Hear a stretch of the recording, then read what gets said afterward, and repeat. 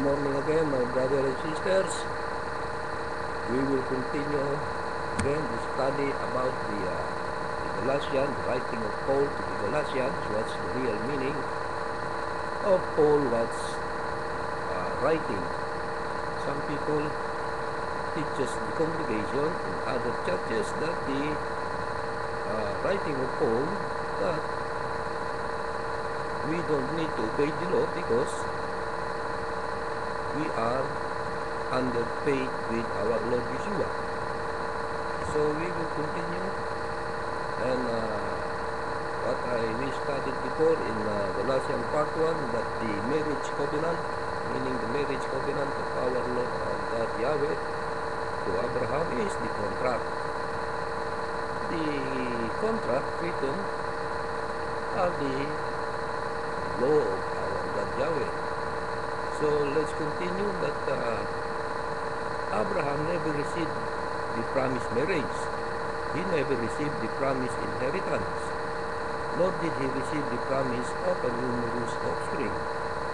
Bear in mind that our God Yahweh will lead the letter He or to Abraham's name, thereby changing it to Abraham. So now let's examine the Galatians. You can again go to Galatians 3 verse 7. It says that, know you therefore that they which are of faith, the same are the children of Abraham. Those that have the faithful obedience of Abraham are his offspring. Meaning the 12 tribes of Israel are the offspring of Abraham through his faithful obedience, which was promised by our God Yahweh. Continue in verse 8, and the scripture foreseeing that God would justify the heathen through faith. Faithful obedience preached before the gospel unto Abraham, saying, in thee shall all nations be blessed. So, through the faithful obedience of Abraham, he promised that his offspring be blessed, all the nation. That's through faithful obedience of Abraham. The next verse describes that faith to obey the law is a curse, meaning disobedience to the law is a curse, meaning we have a punishment to our God, as we, the 12 tribes of Israel, promised to our God that they will obey the law given to Moses in Mount Sinai during Moses' time. And our God Yahweh has said to them, as you obey the law, you have my blessing, and as you disobey, you have God's or punishment. So continue, again in Galatians 3 verse 10, it says, for as many as are of the works of the law are under God's, means works of the law, obedience of the law, those people who disobey the law are under the curse. For it is written, curse everyone that continued not in all things which are written in the book of the law, to do them or to obey them. That is the curse. That's the meaning of Paul's writing. So Paul is reminding his audience of the necessity to obey the law of our God Yahweh given to Moses. Failure to do so result in a curse or punishment. We can read that in Deuteronomy chapter 27. Our God Yahweh is quite explicit about the punishment or curses for those who fail to obey the law. Now, even though we must obey the Torah, or else we will receive a curse. Nevertheless, this Torah which we must obey does not justify us. Justification is through righteousness, or obeying the law.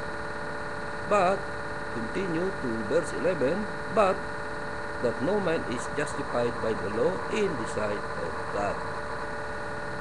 Meaning, we are not justified by the law because we are all sinners. evident, for the just shall live by faith. The right just is the righteous people shall live by faith, meaning live by faithful obedience to the law. Those who are just, thus is those who faithfully obey and apply the law justice. These are the ones who will live by faith. These are the ones who will enter the marriage covenant which Hashem made with Abraham. So, Paul, in his writing, reiterates that the only way to have life, meaning eternal life, is to do or to obey the law of our God Yahweh, and also with the testimony of our Lord Yeshua. And also continue in verse 12, and the law is not of faith, but the men that do them shall live in them, meaning obey the law, shall live in them. Let me restate the above passage or the above verse, that the law is not of faith, but the men that do the Torah or the law shall live in its precepts. This is how he will live. So our Lord Yeshua, the Messiah, has redeemed those who obey the Torah from the curse, that one from the disobedience of the Torah.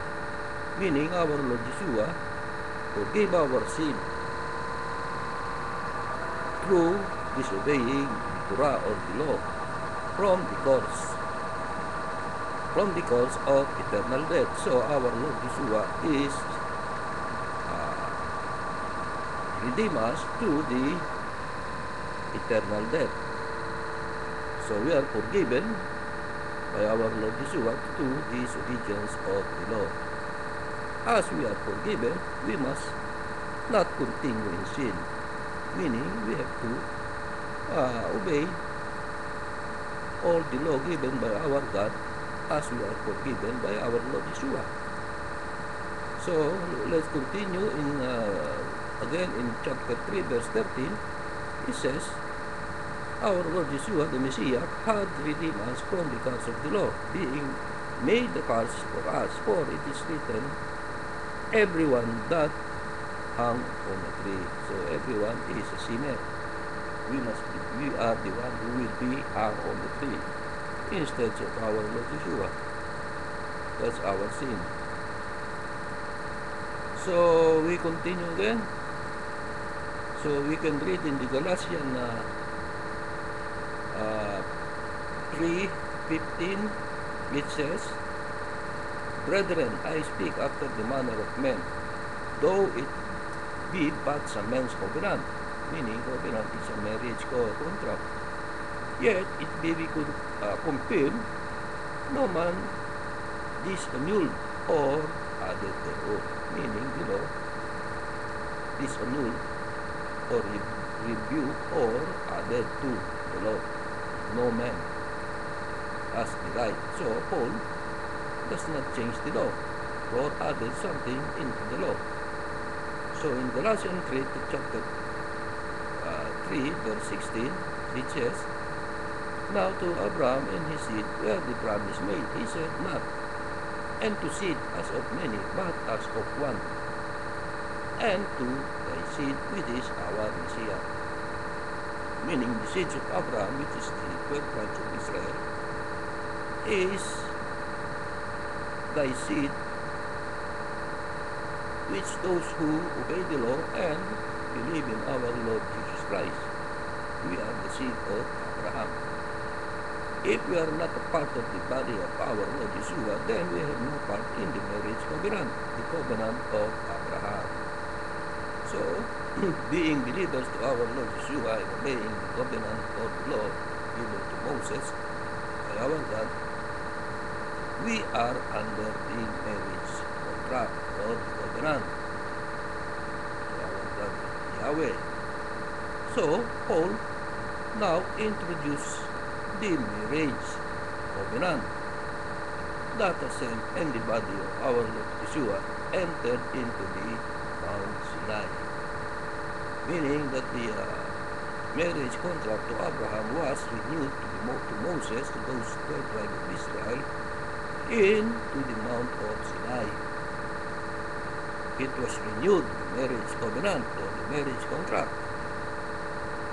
Marriage contract underwritten are the law.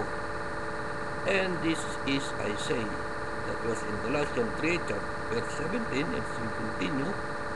And this I say, the covenant that was confirmed before of God in our Lord Messiah, Jesus Christ. The law which was 430 years after cannot disannul that it should make the promise of non-effect. So the law was still in force, and it should make the promise of non-effect, meaning the one who will be obeying the law had a promise to the seeds of Abraham. So the covenant that Hashem made with Abraham when he left the Chaldean or the Ur was 430 years before the covenant that Hashem made with the children of Israel on Mount Sinai. So that was 430 years when Abraham left the Chaldeans for Ur for 130 years, going to the Mount Sinai in the Moses time. This time period, that there is a connection between the two events. It is well known that the Jews count order to connect the counting of the Omer. Example, this is connected to the Passover or going to the Shavuot. It is 49 days from the second day of the Passover going to Shavuot, 49 days of Seven or counting of the Omer. That was the meaning of from the Abraham's time to go to Moses' time. So we continue that the law was a marriage, meaning that was the contract. Written under the contract is the law between those who had already agreed to a marriage covenant, which was the 12 tribes of Israel. This covenant defined that the rule of behavior for the bride. The bride is our Lord Jesus Christ. We are the church. Bridegroom is our Lord Jesus Christ. So we continue again in Galatians chapter 3, verse 18. For it says, if the inheritance of the law, no more of promise, but God gave it to Abraham by promise. So the inheritance was promised to Abraham by a covenant. So Paul now asks the obvious question, why do we have to obey the law, or if we gain the inheritance without Torah? That's the question. We can answer that when we go to Galatians chapter 19. It says, Paul said, wherefore then you obey the law? It was added because of transgression, till the seed should come to whom the promise was made. And it was ordained by the angel in the land of a mediator, or in the hand of our God, of our Lord Yeshua as the mediator. So Paul answers the question by telling us why we have the law or the Torah in the first place. We have the law or the Torah because men failed to obey our God Yahweh and live according to His command. This Torah or the law will remain until the living Torah, the body of our Lord Yeshua, which is the living Torah, receives promises. The Torah is the marriage covenant, which defines the responsibility of the bride and the groom. If the bride and the groom were perfect, there will be no need of the law or the Torah. But because of transgression, we have the Torah or the law. So our mediator was our Lord Yeshua, Jesus Christ. And also during Moses' time, the mediator was between God was Moses and to his 12 tribes of Israel. We can read that again in Galatians chapter 3, verse 20. It says, now a mediator is not of one, but God is one. So now we can come to a most interesting question. We can read that in chapter 3, verse 21. The law then against the promise of God. Meaning, this is the law against the promise of God. God forbid. For if there had been a law given which could have given life, verily righteousness will have been by the law. Meaning the righteous people is observing the law, which have been by the law. So Paul did not, the meaning of this writing, he says, God forbid. For if there had been a law given which could have been given life. So the law gives life. So we justified by the faith of our Abraham. The unconditional covenant given to Abraham is the sign of our justification. So let me phrase this question. The covenant which was promised as a marriage against the marriage itself. The answer is no. The Torah of the law sanctify us. It does not justify us. In other words, we agree to get married because we know the rules of the law. And we remain married because of our commitment and love to our mate or husband. Nevertheless, the covenant defines the rule of marriage, meaning the rules of the marriage are the law of Yahweh, written under the contract. So we will pause for this moment, my brother and sisters, and we will continue later. Thank you for listening. Good morning. God bless. Amen.